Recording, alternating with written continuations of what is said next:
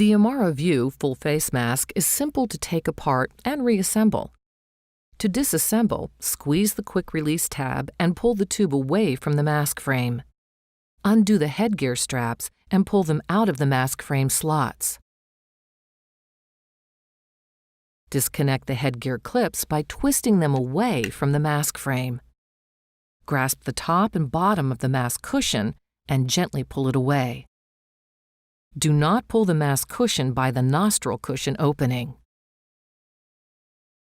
To reassemble the Amara View mask, grasp both sides of the mask cushion and gently press it into the mask frame. Thread the headgear straps through the mask frame slots.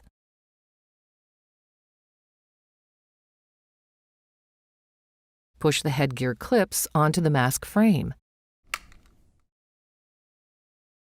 Press the quick release tube onto the elbow until the quick release tabs click into place. The Amara View mask is now fully assembled. Innovation in you